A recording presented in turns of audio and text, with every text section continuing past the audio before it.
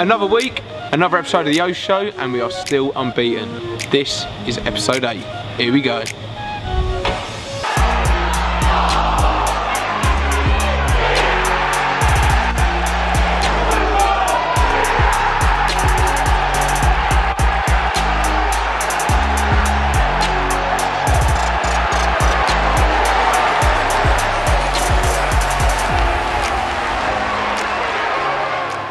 We're going to have a look at your social media today, and now got the 3 kits behind me, signed by other teams as well.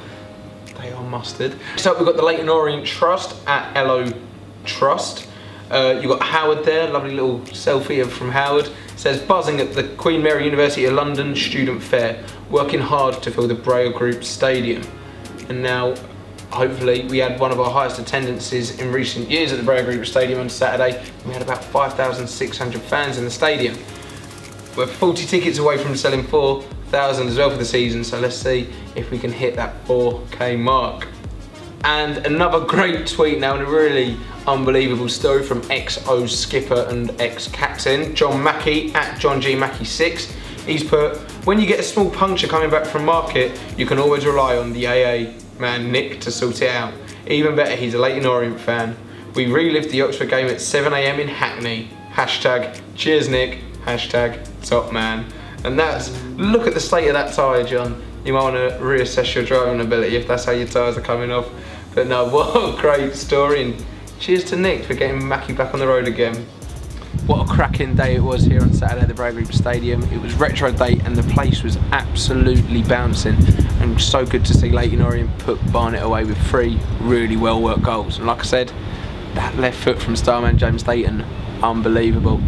And Orient are now travelling to Harrogate on Saturday, and they're the only other team in the league who are unbeaten like us. Let's have a look at some of the stats on their previous form so far this season.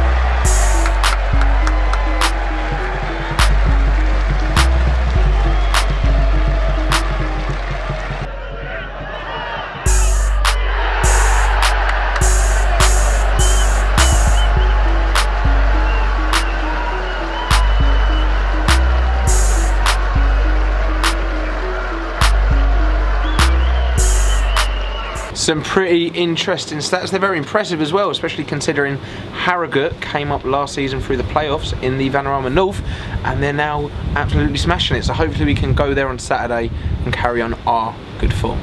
Now, I caught up with James Brophy at the training ground earlier. Let's see and have a look what he had to say. Right, so here I am in the Leyton Orient boot room with James Brophy. James, thank you for joining us, mate. Thank you. Thank you for having me. So, just to get it out of the way quite early, you've been injured for the past few weeks. Talk us through what happened. When did you get injured? Yeah, so I thought I'd pull my hamstring against Maidstone. I've done my hamstring several times throughout my career, so I thought I just maybe got away with it. I asked to come off, obviously, because I felt it. And then afterwards we went for a scan, and it showed up that I'd torn my hamstring tendon. Bit different to the muscle, kind of takes a bit longer for it to recover.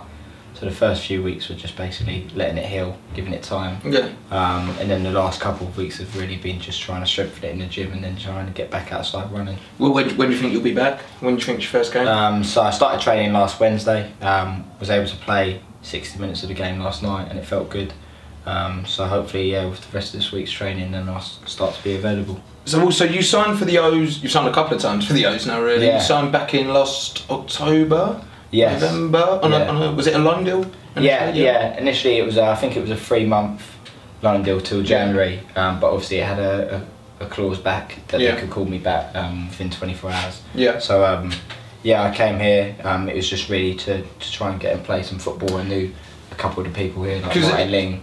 In your first spell for us as well, you played a bit of a wing back, left back role, didn't you? Yeah. A few times at left back. Is that a position that you used to play, or so still can play? I think when I come here, we started playing 3 at the back. So it was predominantly it was a left wing back, which I had been used to. I think throughout my career so far, wherever I've been, there's kind of been a shortage of left back, so I've kind of slotted in there. But I think going further forward, that is my main threat, and that is where I like to play. But obviously, it's just really to get game time. And I suppose you're quite lucky because I don't think you'd be playing left back with a certain Joe Widdowson in the team. The man's absolutely on fire. I don't know if you've seen the tweet from @Dan Slavinsky. He says Joe Widdowson standing with defenders in the National League who are better in his position. Just got a picture of Joe there standing on the side of the pitch. He's banging form at the moment, isn't he, Joe? Yeah. Oh well. Personally, I think ever since I come through here last year, he's been one of the most consistent players we've had. Always puts in a 7 or 8 out of 10 every week. Mr. Consistent. Yeah. Really, I don't think I'm yet to see a man beat him. I don't think I've ever seen him lose a header. Yeah, in a one-on-one. I trust him completely. It's a real joy to play. I was going to say it must be nice to have that behind you when you're playing on the left wing. Yeah. Well, obviously, you need to defend as a team, but when you've got Joe behind you, he knows you like going further forward, and you know he doesn't get beat easy. Yeah. It kind of takes a weight off of your shoulders that he's so happy to leave you to get pushed further forward. Nice. Also, James, Saturday was a retro day at the O. There's some cracking vintage kits on display as well, I've got to say, some that I've never even seen before.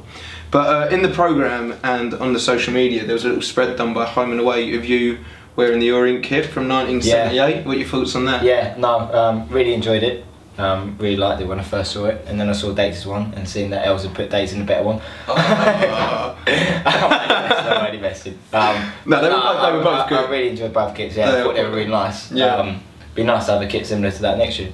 And obviously on Saturday, it was a great 3-1 win against Barnet. The third goal coming from Macaulay Bonne, but it was more the assist in the celebration that the celebration from Joby for the assist that got a bit of attention. Would you ever celebrate an assist like that? Yeah, if I'd done that assist, yeah. I think there's some assists where you can. He ripped apart that defender on the bar, didn't he? Yeah, I think nowadays when there's so much focus on stats, assists, goals, that kind of thing, I think for Joby to do what he done there, yeah, all the plaudits deserve to go to Joby there. Yeah, I agree. And so that's it for today, James. Thanks for joining us. It's been a pleasure, and hopefully we'll see you in action soon. Yeah, thank you. Cheers, join. Hi everyone, I'm James Dayton and I'm here with 5-time world champion Andrew Henderson. What's up, man? Good to see you. You alright, guy? Yeah, good. And we want to see your best tricks and goals.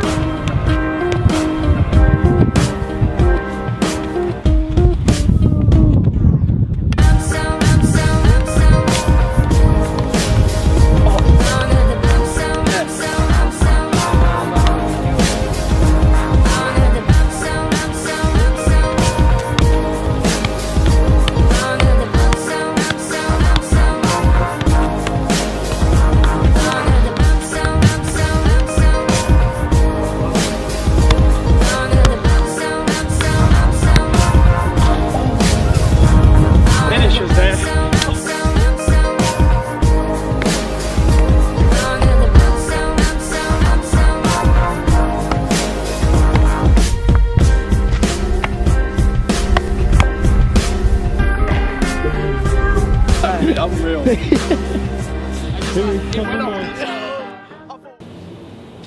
And that is another episode of the O Show done. Now, did you know that this is the bell that the referee rings for the game to start? So, I'll see you next week.